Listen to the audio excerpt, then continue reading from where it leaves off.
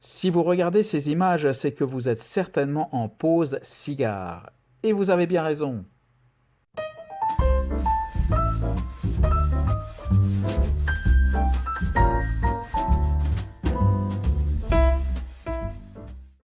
Bonjour et bienvenue en terre du Nicaragua pour cette vidéo qui va se consacrer à un cigare d'une marque que l'on a déjà chroniqué sur la chaîne, à savoir la marque Isambard.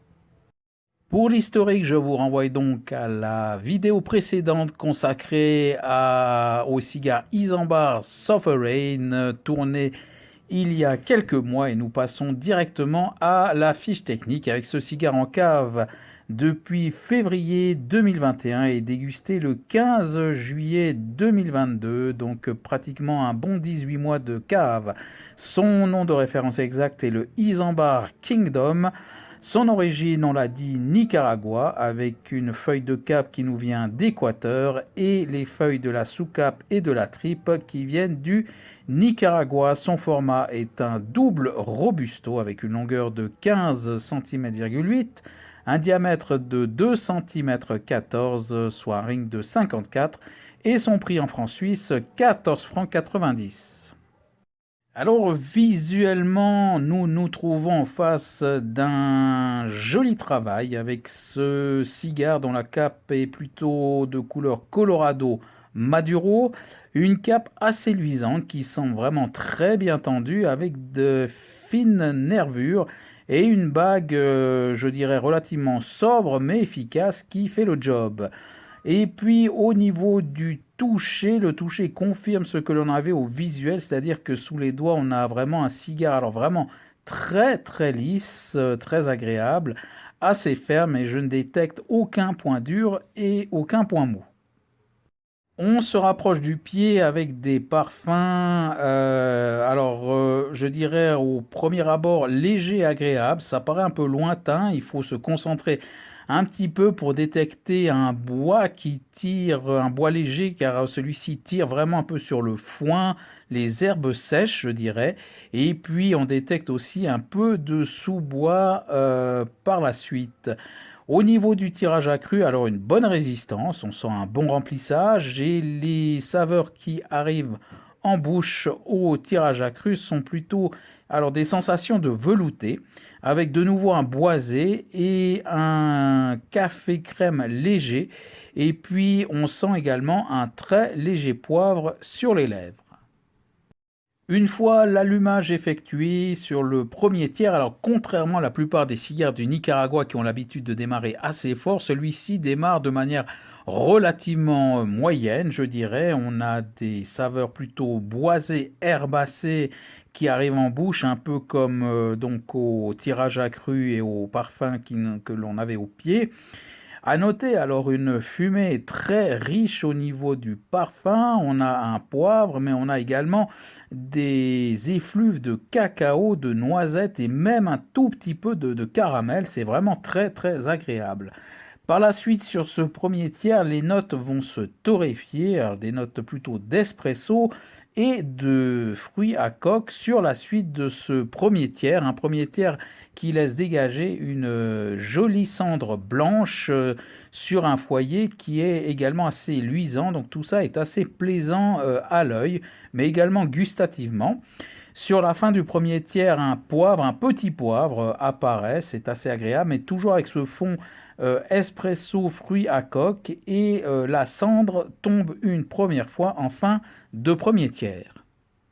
Sur le deuxième tiers, les notes vont se faire un peu plus empyromatiques, dans des notes un petit peu plus de brûlé. Des saveurs qui sont d'ailleurs un peu plus présentes. Le cigare se fait un peu plus présent avec des saveurs un peu plus fortes. Et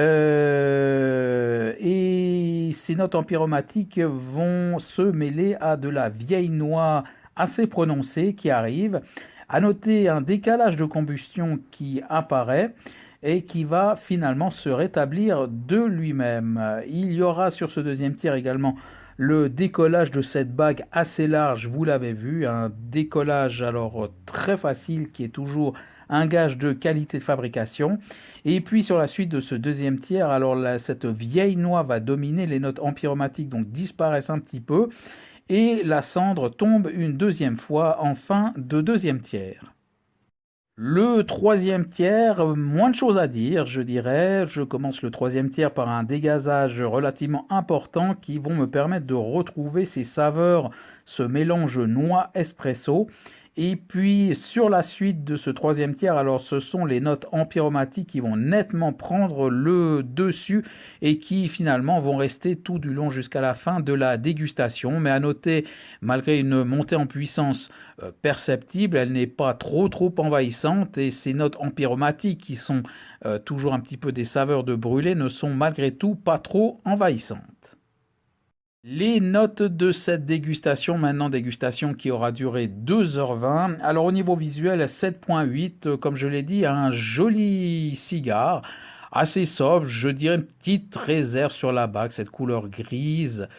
Il y a peut-être mieux au niveau des couleurs, mais là je chipote un petit peu, mais vraiment au niveau visuel, pas grand-chose à dire, vraiment une belle pièce. Au niveau de la qualité de fabrication, là aussi 7.7, une bonne note. Bon, il y a eu un décalage de combustion, je ne l'ai pas signalé, mais le cigare s'est éteint à une reprise. Mais pour revenir sur ce décalage de combustion, qui était malgré tout assez important à un moment donné, il s'est rétabli de lui-même, sans même que j'en m'en rende trop compte finalement. Donc là aussi un gage de qualité. Et donc voilà, pas grand-chose à retrancher à ce niveau-là.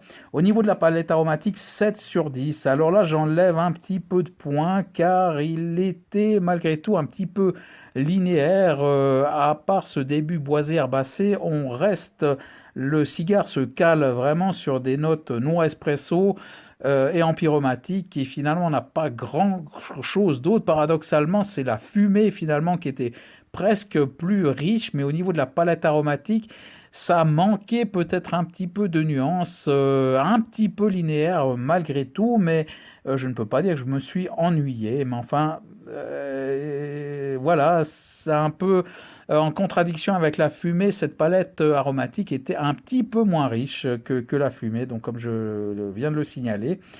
Et le rapport qualité-prix, 7 sur 10, alors correct, hein, je dirais on est pratiquement à 15 francs suisses pour un double robusto d'une bonne qualité. Franchement, pas grand-chose à dire, ça reste assez correct. Et la note finale, donc ça nous donne 7.3. À noter par curiosité, j'ai vu que le Isambard Sovereign, donc le premier cigare de cette marque chroniquée, était à 6.96. Donc là, on est au-dessus, et c'est vrai qu'il me laissera un meilleur souvenir.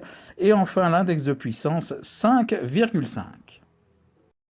Bilan final, alors je ne conseillerais pas ce cigare à des débutants car il y avait peut-être trop de notes empyromatiques, il faut être un petit peu habitué, donc il faut être quand même un tout petit peu, je dirais, initié au monde du cigare. Mais si vous avez un tout petit peu d'expérience, vous pouvez y aller, mais je ne le conseillerais pas pour un premier cigare. Et sinon, eh bien, je dois dire que c'est une marque sur laquelle je pourrais revenir. D'ailleurs, cette marque vient de sortir d'autres cigares il n'y a pas très longtemps, sauf erreur. Alors, j'ignore si c'est une marque qui est disponible en France. Ça, je vous laisserai vérifier pour les amis francophones.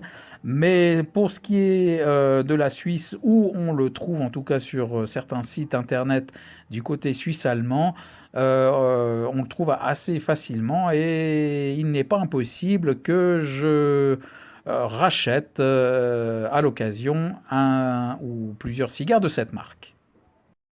Voilà, j'espère comme d'habitude que cette vidéo vous aura intéressé, qu'elle vous aura permis de tirer quelques enseignements sur cette marque. Et pour ma part, eh bien, je me réjouis d'ores et déjà de vous retrouver pour une prochaine vidéo, et je vous dis à bientôt.